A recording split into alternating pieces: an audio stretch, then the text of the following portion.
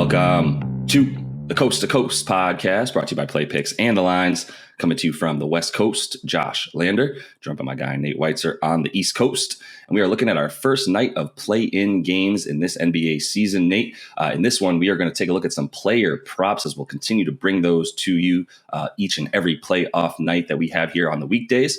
And make sure that you are liked and subscribed to the page. Also got the game videos up for tonight's matchups. As I said, first night of those play-in games. Make sure you do check out Nate's great article up on playpicks.com as well. And head over to the Lines.com. Make sure you check out who's in and out of those lineups and during these playoff matchups, as well as check out that odds checker and props tool. Make sure you're getting the best juice available on all those bets out there. And we also have the daily pick'em challenge with the opportunity for you guys to win a $25 Amazon gift card if you get all of your picks correct on that. So make sure you check that out throughout the playoffs as well. And as always, if you do still need a FanDuel or DraftKings account, head to fdpicks.com or dkpicks.com and find those listings in your area, such as what we've got for tonight's play props. Nate, let's get into it. Yeah, we've got Karl Anthony Towns listed a little too high, in my opinion. These are, we're getting into the playoffs. I'm ready to start taking some unders, and I will take the under on 27.5 points for Cat in this matchup. It's nearly even money. You don't get it as good odds when you go under 39.5 points rebounds, but I think that's even a little safer.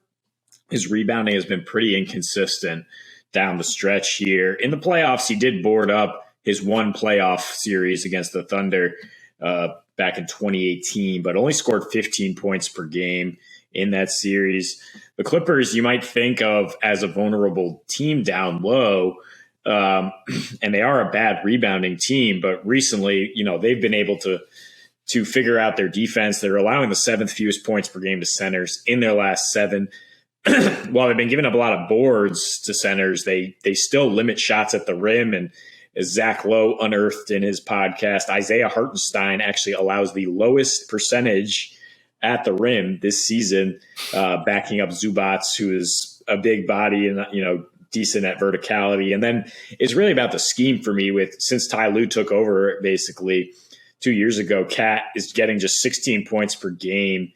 With a 98.5 offensive rating in 5 games against the Clippers. He's really cooled off since he dropped that 60-piece against the Spurs, averaging 23 points, 9.5 rebounds. Again, not close to 40 the combined you need. And he only hit 28 points in these juicy matchups against Denver, an exhausted Nikola Jokic, against the Lakers, no explanation needed, and the Rockets, the worst defensive team in the league. I think Christian Wood was even out for that game, so no resistance down there. This is a playoff game. I don't think Cat is getting 28 points. Yeah, no, I fully agree. I love the under with the rebounds. I understand, he's boarded up in his playoff career, but that's about it. And so, I suppose you feel really good about him not getting it more so because of the points. And it's honestly just as unlikely. So if you do like the juice that you get with that minus 105 for under 27.5 points, I go for it. But I do think it is slightly safer to add the rebounds to it. Obviously, so does Vegas. So just about the amount of risk you want to take on that one with Cat.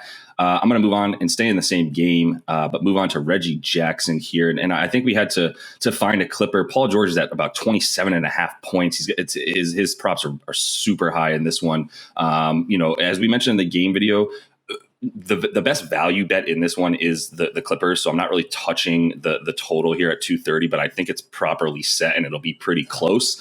So I think RJax does get over 17.5 points as the second banana in this game, which he's basically been, we talk about in that game video, he's been the second banana whenever we have this Clippers team in its current iteration, which is exactly what we had in last year's playoffs once Kawhi went down. And then what we've had, the last 7-8 games of the season since PG came back to the lineup this season. So, he's what he does when PG is in the lineup this season. We're talking about 17.5 points, 4 boards, 4 assists. His prop sits at about 17.5 points, minus 105 on DraftKings. I actually like over 25.5 points, rebounds, and assists because he also does start to dime up a little bit more and stay at about 4 rebounds when Paul George is playing this season. And I think it is relevant to look at his playoff numbers once, specifically in the 8 games that his last 8 playoff games specifically, which started with Kawhi going down and then them playing, another 7 games without Kawhi. And, Reggie Jackson ended those 8 games with 21.5 points, 4 boards, and 4.5 assists in about 37.5 minutes a game. And then that's what we're going to see from him tonight. The usage rate was about 25% in those games in 37 minutes. And I think that's what you can expect to see once again from him in those games. He shot 48.5% from three or from the field. And he also was making 3 for 8 from 3-point land in those 8 games as well for about a 37% clip there. So with that usage rate, with those minutes, with the fact that he's the second banana on offense, I think this is a good night to pick him to either get those points or all points, rebounds, and assists. I don't hate it. I mean, it's going to be fun to watch that matchup with him and Pat Bev, former practice foes, I'm sure, who get to go head to head. And Reggie has had some success. I mean, he had nothing going when the Clippers were blown out by the Wolves in January, but previous 3 versus the Wolves, and Pat Bev played in 2 of those, I believe, averaged 23 points per game, shot 56% from the floor. So I think, he probably will get over this. I think what you're saying in terms of him being second banana and Paul George, having too high of props, that's why I'm going to attack another under with Paul George at 27.5 points. I don't think he's getting there either. I think between Reggie and then you add Norman Powell and Robert Covington, who weren't on this roster in the playoffs last year, I think the Clippers will have a more balanced scoring attack. Marcus Morris, also a guy I was looking at for 13.5 points as a playoff performer. And I think the Wolves have done a good job on stars all season. Jared Vanderbilt could switch on to PG at times and help contain him. But the Wolves have surprisingly just almost shut down Luka, held him to his lowest stats. And Paul George is only averaging 22.5 in his last 7 against this team.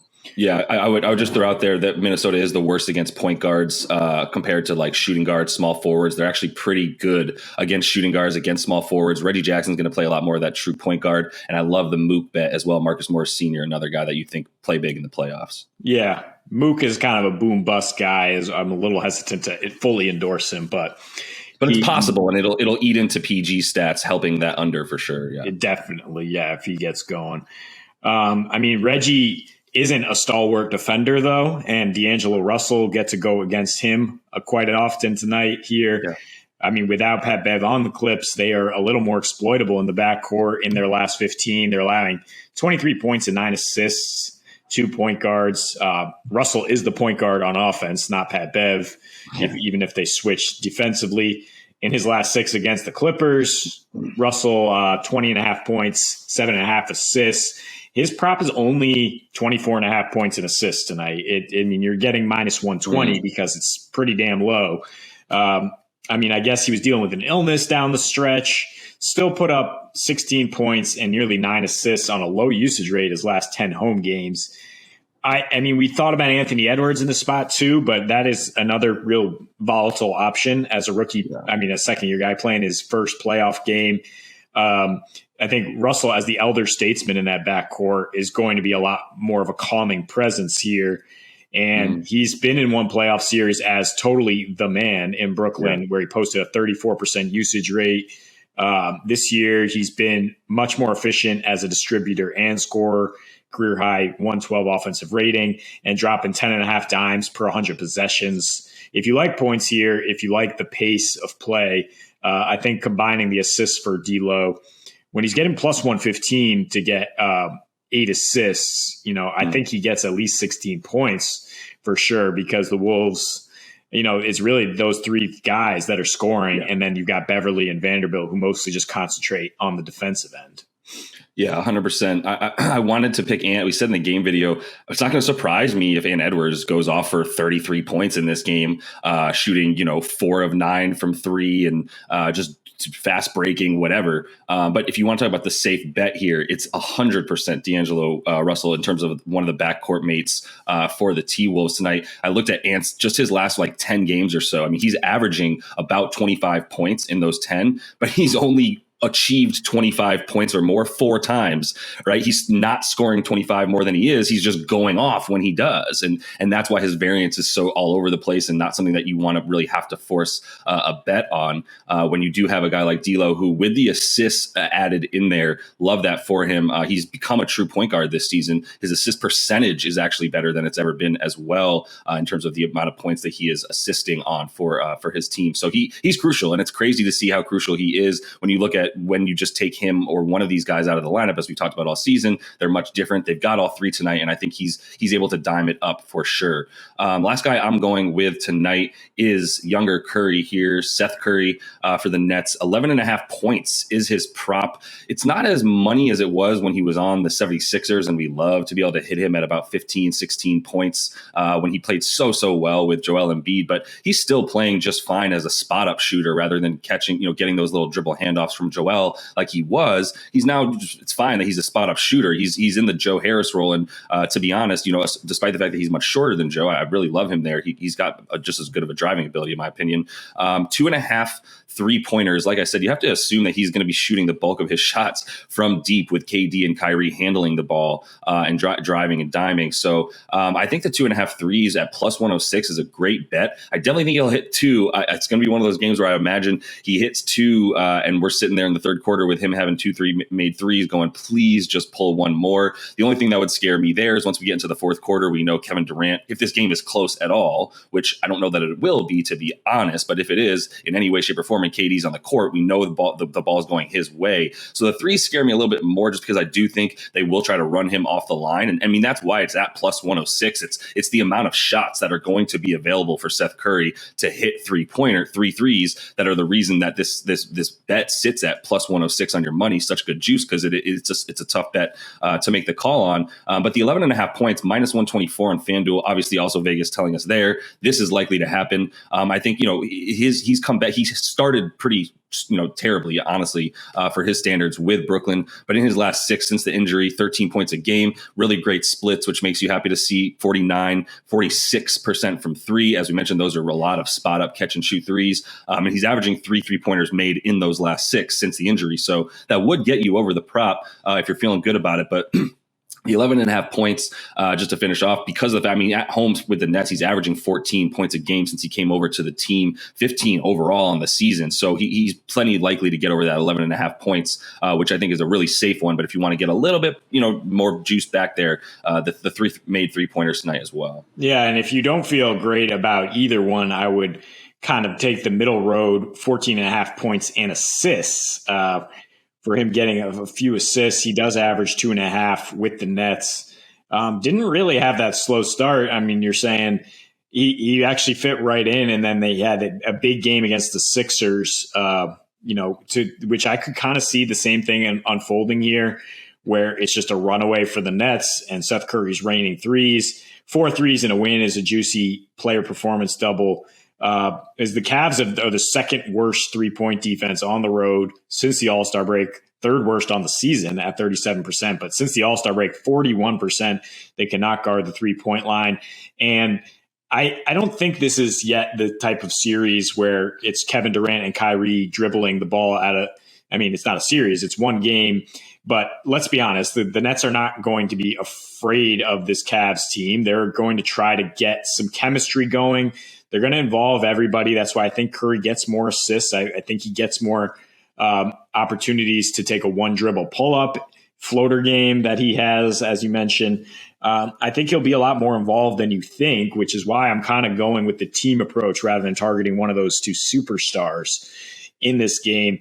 And then, once the Nets get into a knockdown, drag out series with the Celtics and Bucks or whatever, that's when you say, okay, it's all on KD, Kyrie, and it's ISO ball time. That's fair. Yeah, that's fair for sure. I think either way, there's plenty to like tonight. It seems like we're a little bit hesitant on the stars, which is, the guys who got us here, to be honest, in terms of the success we've had with player props. But it's just a night where there's going to be a lot of team ball, to your point, especially on those Clippers, where I do agree with you. There'll be the ball spread around there. And then, I think we'll see plenty of that in the Cavs and Nets game. The Nets are minus 8.5 right now with a total of 228.5. Haven't seen much movement with Jared Allen officially ruled out with that finger. He was going to try to give it a go, but he's not going to be available for the Cavs. Evan Mobley did come back a couple games ago, so they have him, but they are still pretty much reeling along that front court. And then the other game is Clippers +3 at Minnesota, and that total is at 230.5. We will break that game down for you in full in a separate episode. Looking at Cavs Nets, though, and the Nets, after winning 4 straight to get home court in this game, including an 11-point win over the Cavs, sitting pretty. I mean, I don't think there's many scenarios where they're not going to win this game. There is a lot of evidence to say that they are unlikely to cover, mainly the fact that they've just struggled their way through the regular season and been worse at home. And well below expectations with that ridiculous 5-26 record against the spread as a home favorite. They are 17-15 straight up in those games, though. And I mean, there's obviously been a whole soap opera and a roller coaster of a season for them to put them in those positions where they have gone below expectations. At this point, it's kind of similar to the Nets team we saw Kevin Durant just put on his back against the Bucks and laid against the Celtics last playoffs, in my opinion. I mean, Kyrie is out there versus last time it was James Harden on one leg.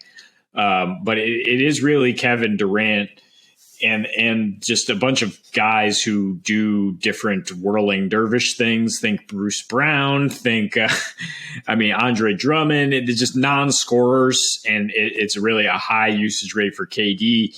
Can you stop the best player in the world? No, probably not. But it does impact the pace of play. You look at how they finished those last 8 games in the playoffs last season, 6-1-1 to the under, allowing just 103 points per game, scoring just 107 with a 95 pace.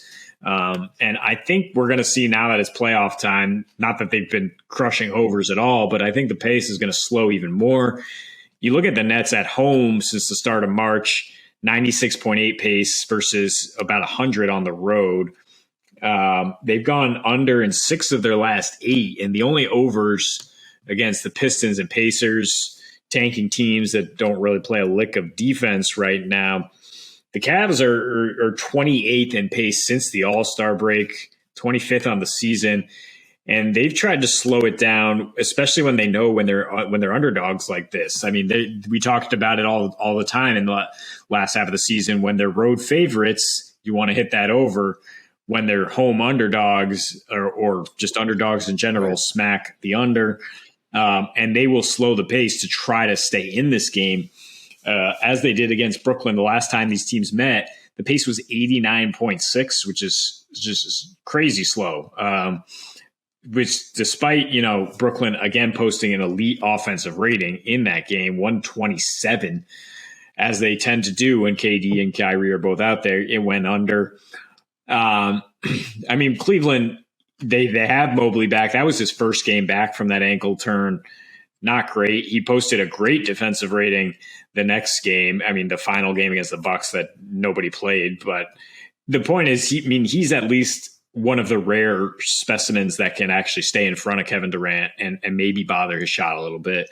I think he's actually more important than Jared Allen in this particular matchup. The Nets are scoring the 6th lowest percentage of their points in the paint since the break. Where they score is the mid-range, of course. They score fast break points. They score off free throws, and Cleveland does a good job eliminating all those things. Also, both these teams are very low scoring in the fourth quarter. Cleveland 27th, Brooklyn 20th. I think it's just really going to grind it out. We always forget, that when we get to the playoffs, these unders just seem to hit really consistently. Yep. Even though the Cavs are not a mainstay playoff team that can grind it out, I think that they will do what they can to slow this game down and try to hang with the Nets, and that makes me think under 229. Yeah, the thing is about the playoff logic is just that this is once again, this is the play in, Nate. And like, really, I mean, I'm being silly, but like what I mean by that is there's not that much precedence for the sort of way that teams might change or adapt their play for this one game series, or the fact that this is for one of these teams going to be at least a 2-game series. There's a lot of stuff that we don't really know in terms of how teams kind of come out, what coaches' strategies will be. I'm confident that Jared Allen would be playing if he could be playing. It's not like you're resting guys and saving them for the second game. You'd much rather have that 7 seed, but still, the point is you know, the pace and what it's going to be, I think is a little bit more foretold by what we've seen recently. Definitely the last matchup that these two teams played, which is going to be the exact same lineup. You know, there was 3 games prior to the last game they played, you know, this season, just about a week ago. And those games had James Harden in them. They didn't have Kyrie. They didn't have KD. They had Jared Allen. One of them had Colin Sexton, et cetera, right? There's not that much of a precedence there either. But there is in that last matchup for sure, is something that we look at. And that was a pace of 93. You know, there was a couple quarters that, you know, they were like 55-point quarters because one team scoring in the 30s, one team scoring in the 20s. So a bunch of weird lopsided quarters. But one thing definitely held true was Cleveland had a lot more, trouble scoring than specifically Kevin Durant, and definitely, you know, the Nets. But I will say, I think that the trends we're looking for here are KD to carry the team. You know, one thing I wanted to look up too for him was elimination games and how he's played. And I know this is not an elimination game per se because they lose and they still have an opportunity to win beat the loser of the other game. But I still think the winner of the other game. But it's still relevant here in sort of the pressure that he feels. And he's at 13 career elimination games, scoring 30 points a game on 41% from 3. So obviously those nerves don't really hit KD. And as much as Mobley is you know, a very, very plus defender with a very bright future and Defensive Player of the Year awards in his future, I don't think that it matters right now who has a hand in Kevin Durant's face. If you don't block the shot, you're probably not bothering it. He doesn't care at this point where your hand is if it's not touching the ball. Honestly, he's lights out. And you know, you also look at the other trends I'm looking for. What's been going on with the Nets since Kyrie came back full time. And we know that you start to see Seth Curry back in the lineup consistently. Andre Drummond's been there consistently. And yeah, it's not that there's not that much in terms of the competition that they played to work off of here. They did lose a game against the Bucks by 1 point that took a heroic effort from Giannis and company. It was a really great game either way, and one that I hope we get to see at some point in the playoffs. But other than that, you know, they've beaten some pretty bad teams, but that included the Cavs, and this is just not the same Cavs team as you know, as the rest of the season. The only thing that they have consistently is enough defense, I think, you know, to be able to keep this game under. To your point, it's interesting. I told you I like the Nets to potentially get 118 plus or 119 points, that their team total sits at 118.5, because I do think when push comes to shove, they're not going, you know, if the Nets decide that they want to score 30 to 35 points in a quarter, they're going to turn it on and be able to do that. And I don't see them lollygagging through this one the way that they seem to have been lollygagging through their 4 wins in a row that they've got to end the season.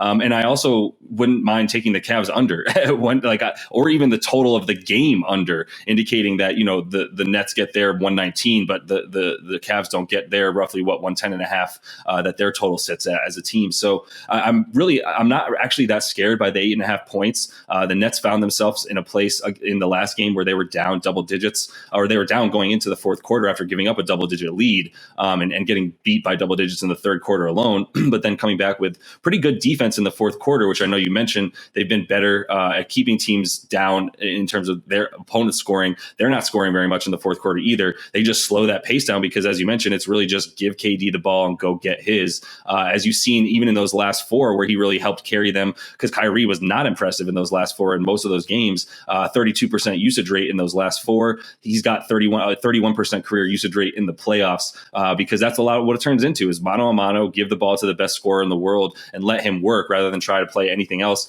and really put the ball in anybody's hands. And the very last thing I'll say and toss to you is Kyrie has not been impressive at home versus the Cavs in his last 2 as a member of the Nets, including last game where Isaac Okoro, who spent like 8.5 minutes of the time that he was on the floor guarding Kyrie Irving, about 72% of the possessions that Kyrie had was with Isaac Okoro on him, and he kept him to about 40%, which for some shooters might not be bad from the field, but for Kyrie, very, very bad. So also another reason to like probably not as good of a performance as you might think from Kyrie Irving in this one. Yeah, interesting that you're willing to take the Nets over the Cavs under, but we're not talking Nets to cover 9 points because that just doesn't seem like it's in the cards ever for this team. Because I mean, the way that happens, I think back to that Sixers game a month ago. That was a total playoff atmosphere, and they just took their heart early. And if they can do that to this Cavs team, this young team with absolutely zero playoff experience, other than Kevin Love, I guess. Then I think we could see a blowout for sure. And I don't know what final score will wind up at, but I think the Nets cover. But I think that is a scenario, honestly, that I'm looking at like a 40% likelihood that the Nets just say it's go time, it's playoff time. Like, let's get this over with. We're moving on to the big dance. And the Cavs have been backsliding for weeks now. I mean, I don't know how much they have in terms of being able to put up a fight. So I do like the Cavs under here. I don't really want to mess with how many points the Nets are going to score because I'm scared of that pace. I'm scared of the fact that the Cavs, if they're competitive, can keep it low scoring and potentially cover. But I do like the Cavs under along with the game total under. And yeah, you mentioned Isaac Okoro doing a good job on Kyrie. That does scare me even more about that Nets under, but it also makes just backing Kevin Durant even better, right? Because it's just 1 or 2 for those guys. And minus 125 is the odds at FanDuel for Durant to just lead this game in scoring. Or for, 30 plus in a win, it gets you plus 102. But I think it's a little safer to just say KD's going to have the most points here. It's not going to be Garland or Kyrie as they kind of go up against each other. Because, he is the best postseason player out there. And it's go time. You've got his numbers in elimination games here. And while they would have another shot here, it's pretty much an elimination game. You got a 32% usage rate, averaging 30 points per game, 8 points per game at the free throw line. I mean, he's just unstoppable. He had 35, I think, against the Cavs the last time out. Yeah.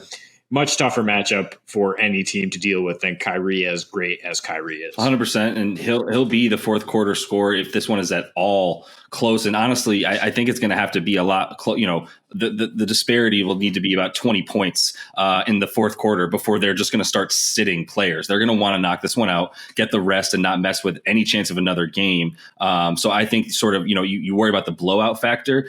In terms of if you wanted to take, I should have prefaced this with, I kind of like Kevin Durant player performance doubles, by the way. This is where the angle I'm coming from is I do like his 30-point performance double for them to get a win with him to get 30 on FanDuel. That gets you, even money. It's been fluctuating. It was at about plus 108 or so. So, I mean, either way, you're not going to, if you are able to hit it early, I would suggest it because it could go down, especially if that spread moves from the 8.5 that it is right now. If people start hitting the Nets, I think the fact that the Nets won by 11 last game will scare people less from hitting the Nets to get over 8.5 right now, which could cause it to go up to a place where you might consider getting that value back on the under.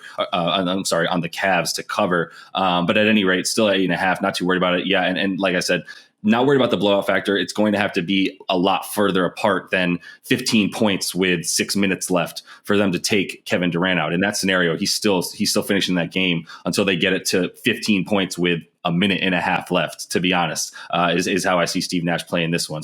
Yeah, the Wolves minus 2.5 was the open. They're -3 now at home, and that total's holding pretty steady at 230.5. I don't think we're going to see much movement. There's not much injury news to watch other than D'Angelo Russell was, out with an illness over the weekend, but I think he's fine. And the other playing game we have to open that slate is the Cavs plus 8.5 at Brooklyn. Total around 229 there. I do like the under. And we like the Nets to win. A little scared of them to cover. I think it's the same. It's kind of the opposite situation here where I would be scared of the Clippers covering 3 points. But I think if you tease them up to 7, you feel really good about this game going down to the wire.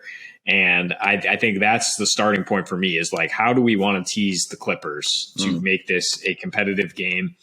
But that you don't get screwed if they lose by 4 or 5 when it comes down to free throws. These are pretty evenly matched teams. I mean, we don't have a very accurate sample size because somebody key was always out when they played each other this season. The Wolves most recently kicked the crap out of the Clippers without Paul George, but they were missing both Cat and D'Angelo Russell. I mean, the Wolves, I really want to look at what they've done since the All-Star break as being very impressive. They've won 7 of their last 9 against Western Conference playoff teams. They have the 6th best offense in clutch time, 5th best net rating in clutch time since the All-Star break. Just really shorted up on both ends of the floor. No longer just a team that can outscore you, even though they lead the league in points per game.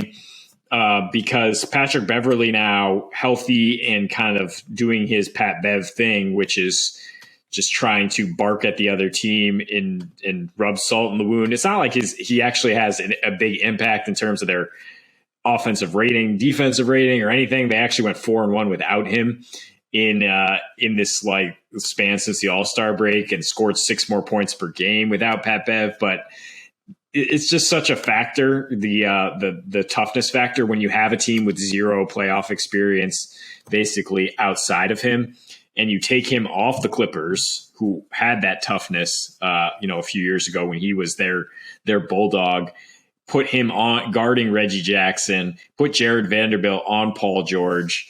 And I'm all of a sudden I'm kind of worried about where the Clippers are going to find their offense. I know they've looked a lot better on that side of the ball since George came back, but he doesn't have very good numbers against Minnesota.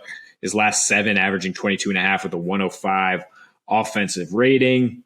The Clippers in general do not have a good record in clutch time. I talk about the Wolves' ability to score down the stretch. Clippers are 19th in offensive rating and 24th with a negative 17 net rating since the All-Star break in clutch time. And I mean, against teams above 500, they're 2-8 since March 1st. But I mean, these are all numbers that went on, during the last month, 6 weeks of a regular season, where it's a marathon season. These teams knew where they were finishing because the Lakers and others just plummeted out of the bottom of this league. And they basically could, maybe you could say the Clippers were playing it slow because they're a veteran team and they knew what was coming. And the Wolves are all excited about their first successful season in a while. And they had great regular season results. And now they go up against, the playoff maven in Ty Lue. It's a very uncomfortable game for me to try to pick a winner, to be honest. Even the total is a little scary. I would consider. I mean, we're talking about ways to tease the Clips up to +7. Yeah, and if you want to take over 226, I feel pretty good about that. I mean, the Clippers did go over in 6 of their last 9 games with a nice 125 offensive rating. Yeah, I mean they're scoring all over the place. They're a very bad rebounding team, so the Wolves should be able to get some putbacks. Yeah. They're good. They're good 3-point shooting team, not the best at guarding the 3-point line, and Wolves can light it up from downtown. I mean, it's just the way the Wolves score. I think we got to feel good about an over versus an under, but so that if twist my arm, I'm saying Clippers +7 and over 226 in this one. Yeah, look, I mean, there's plenty of playoffs, play-ins, play-outs, whatever. There's plenty of games to come. Like, we don't need to just blow our wad here and start just spending units on one of the first 2 games. And this is not one where we feel a ton of value, to be honest. Now, on either side of the line or the total. At the same time, I think, like you said, there's ways to create that value and have a little bit of fun with this game, because I still think it's worth putting a bit of juice on. And I want to take the over. I really do. I definitely lean over. To your point, if you want to tease it, that's cool. But I think there's going to be some points. And you correctly corrected me when I was sort of saying, well, look, I was talking about how obviously, the Wolves on the road this season, 30-11 to the over in those games. Because they just don't play a lick of defense and they just fly and shoot really well on the road. But you got to look at more recently at what's been going on with them, and they've just been going over everywhere. As you mentioned, that they score the most points in the league. And they've also, been going over at home specifically, which is something that, I might have been worried about when I look at a 230 spread. And you historically, you think of Ty Lue, you think of these Clippers, you think of them as a really good defensive team, which they were last year and parts of the early part of this year. But that's when they have Kawhi Leonard and Paul George on the floor at the same time, two of the best wing defenders in the last 10 years or so in the game. So with just one of them, I think the sample size of what they've been doing since PG came back, you might say he's not great. He's earned a name playoff P, which is not necessarily even a compliment. It's been sort of more of an insult because of his lack of ability to show up in the playoffs. Other than last season when he was playing with this exact squad that he's playing with now, where the same guys who are leading in minutes are the guys who are going to be leading in minutes right now. A team that beat the Jazz without Kawhi in those last two games that they had to win, and then scored two games off of the Suns, including one on the road. The team that almost won the championship, it went up 2-0 in the finals. So, that team consisted of Terrence Mann and Zubac and Marcus Morris Sr. And some Luke Kennard sprinkled in there, with a little bit of Amir Coffey, whatever, and a ton of Paul George, right? And that's who we're going to see now as well. Some Isaiah Hartenstein as well, sprinkled in as well. So, yeah, I think and by the way, Norman Powell is back as well for this team, who was playing really well for them in the 3 games before he got hurt, came back, got to play with Paul George a little bit more, also looked really good. I'm kind of talking myself into the Clippers right now, only because I do. And I'm also talking myself into points because I think what they've been doing since they came back, especially since PG came back and Norman Powell's been in there as well. The only 3 times they went under were against the Pellies, Suns, and Kings. And that's because, the Pellies, Suns, and Kings scored 100, 109, and 98 points because their defense was also playing well. And the Suns and Pellies didn't really have much going on. The Kings had already started sitting everybody. Point being, they were still scoring their points. And I've been watching a couple of Clippers games and have noticed that their assists have gone up, by the way. They're 3rd in the league in assists since PG came back, and he's missed 2 of those games. It's just because there's something that gets injected into your team when you have your best player come back and you've been playing all season like you've just been sort of sitting there treading water and feeling like you got to keep your head above because you're about to get somebody that's going to lift you up, and that's PG at this point, who's come back. And I think in a way that look, if they don't win this game, they're still making the playing game, in my opinion. But I think it is possible that Minnesota, to your point, they've been a very, very good team since the All-Star break. They've gotten a little bit better on defense, but it's gone back to just points. So I like points no matter what, because I think that the Clippers are going to be able to score, and I think that the Wolves are going to keep their pace up and keep their ability to score as well. But like I've been saying, I kind of talk myself into potentially even hitting a money line Clippers with the over bet and just going bananas on this. Not bananas in terms of how many units I'm dropping. Like I said, this isn't one where I feel a ton of confidence. I'm just looking at some things that I feel like could happen and finding some fun ways to bet it. And right now, that would get me some pretty nice juice on my money there for a parlay money line over bet for the Clips. Yeah, I was looking at the same thing as you're talking, and it's plus 300 for either the over or the under if you take the Clips. I mean, I think this game is a toss-up just based on what we're talking about in terms of Clippers kind of slow playing the season to a degree. And if you feel like they are going to win this game, then you could bet both the over and the under and profit if they win at plus 300. I'm not that bullish on the over because, again, like I said in the other video, it's playoff time now, and the pace is going to slow, and there's going to be a lot of stops. You left out Robert Covington as another guy on the Clips now. They're actually better than they were last year. That's true. Especially on defense when you throw him out there. So he's going up against his former team. You got Pat Bev hounding Reggie Jackson. I think the points could kind of grind to a halt at some point here. There's just so many unknowns when you have this Wolves team in the playoffs for the first time in years, and with completely different makeup than they were when Jimmy Butler dragged them to the playoffs. So I think the more we talk about it, the more I just say we're talking about value. The Clippers are plus 130 on the money line. You're getting plus 300 to parlay with the total, or like I said, plus 7 with whatever else you like tonight.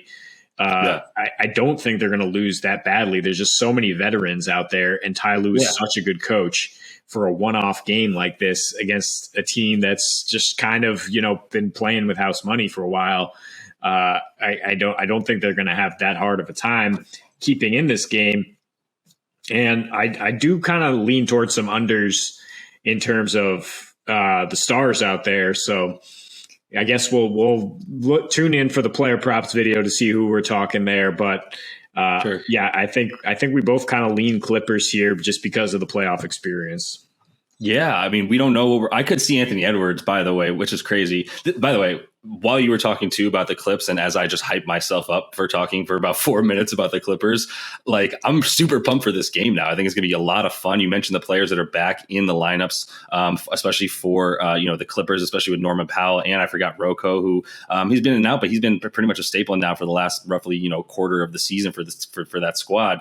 I'm really gonna look at some of those player, not necessarily player props for the Clippers, but it does make me feel good about some points and good just about the value taken on the Clippers. Excited for the game, and then I think we don't know what we're going to get from Anthony Edwards, especially as we obviously haven't seen him in the playoffs yet, or even a play-in of any kind. But would you be surprised if Anthony Edwards comes out and it just at some point just has like a streak of scoring 20 and a quarter or something? Like, not at all. He's almost like blissfully ignorant to the pressure of playing in the playoffs, and it's just going to come out and go, ball out. So it's going to be fun. We'll see what we get from Cat. I don't want to ruin too much, like you said, about what we're going to talk about in that player props video with him and D'Lo, but we'll look at some of that in there, as that is all the time we have for you in this one. So make sure you are liked and subscribed to that page. Check out the other game video we have up for you today, and as we continue to roll on with our player props. And until we see you next, happy betting.